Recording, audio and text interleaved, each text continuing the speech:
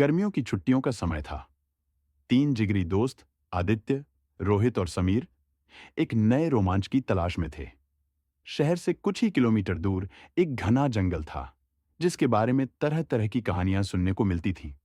आदित्य ने उत्साहित होकर कहा, चलो इस बार जंगल की सैर करते हैं, शायद कोई खजाना मिल जाए। समीर ने हंसते हुए कहा, तुमने बचपन में ज्यादा कहानियां सुन ली हैं, खजाने तो सिर्फ किताबों में होते हैं। लेकिन रोहित हमेशा हर चुनौती के लिए तैयार रहता था। उसने कहा, चलो पता तो चले कि इस जंगल में क्या छिपा है। तीनों दोस्त अगले दिन सूरज निकलते ही जंगल की ओर निकल पड़े। चारों ओर ऊंचे ऊंचे पेड़, घनी झाड़ियां और पक्षियों की अजीब सी आवाजें माहौल को डरावना बना रही थीं। यार, ये जगह थोड़ी खौफनाक नहीं लग रही? समीर ने घबराते हुए कहा। डरपोक मत बनो, आदित्य ने कहा। हम यहां बस थोड़ी मस्ती के लिए आए हैं।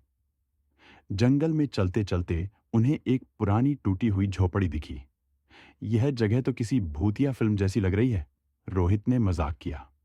लेकिन आदित्य की नजर झोपड़ी के अंदर पड़े एक चमकते हुए कागज पर गई। ये क्या है?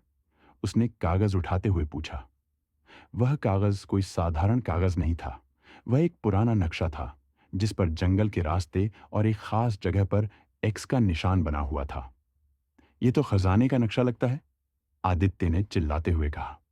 समीर ने अविश्वास से कहा, किसी ने मजाक किया होगा। असली खजाने ऐसे नहीं मिलते। लेकिन रोहित ने नक्शे का गहराई से अध्ययन किया और कहा, अगर यह नक्शा सही है तो हमें उस एक्स वाली जगह तक पहुंचने के लिए इस नदी को पार करना होगा और पहाड़ी के दूसरी ओर जाना होगा। तीनों ने नक्शा लेकर आगे बढ़ने का फैसला किया। जंगल का रास्ता आसान नहीं था। उन्हें कांटों से भरी झाड़ियों, फिसलन भरे पहाड़ी रास्तों और घनी झाड़ियों का सामना करना पड़ा। एक जगह तो रास्ता इतना संकरा था कि उनके पैर फिसलने का खतरा था। समीर ने डरते हुए कहा, यार, मुझे तो वापस जाना है। यह खजाना मेरे बस का नहीं है। लेकिन आदित्य ने उसका हाथ पकड़ते हुए कहा, हम यहां तक आ गए हैं, अब पीछे नहीं हट सकते। आगे बढ़ते हुए अचानक झाड़ियों से एक बड़ा तेंदुआ निकल आया। उसकी चमचमाती आंखें और धारदार दांत देखकर तीनों के पसीने छूट गए। भागो! रोहित चिल्लाया। तीनों ने अपनी पूरी ताकत से दौड़ लगाई और किसी तरह एक पेड़ पर चढ़कर तेंदुए से बच गए। कुछ देर बाद वे सुरक्षित नीचे उतरे और नक्शे के अनुसार आगे बढ़ते गए। अंततः वे एक गहरी गुफा के पास पहुंचे। नक्शे में यही जगह दिखाई गई है, रोहित ने कहा। गुफा के अंदर अंधेरा था और चारों ओर चमगादड़ उड़ रहे थे। समीर ने कांपते हुए कहा, मुझे यकीन है कि यहां भूत भी होंगे।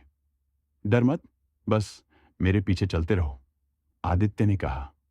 गुफा के अंदर चलने पर उन्हें एक बड़ा पत्थर दिखा, जिसके नीचे कुछ दबा हुआ था। तीनों ने मिलकर पत्थर हटाया। पत्थर हटाते ही उनके सामने एक पुराना लकड़ी का संदूक दिखाई दिया। खजाना! आदित्य खुशी से चिल्लाया।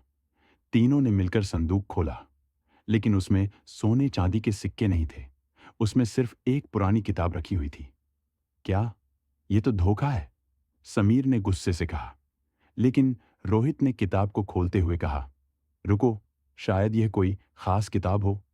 किताब के पन्नों पर रहस्यमय चिन्ह और प्राचीन भाषा में लिखे हुए संदेश थे।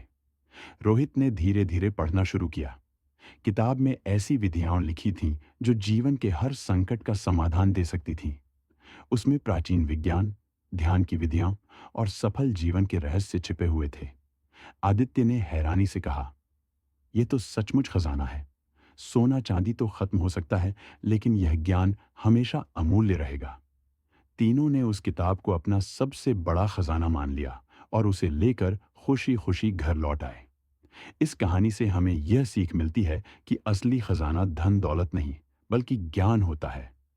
डरावने रास्तों और खतरों का सामना करके ही जीवन में असली सफलता पाई जा सकती है।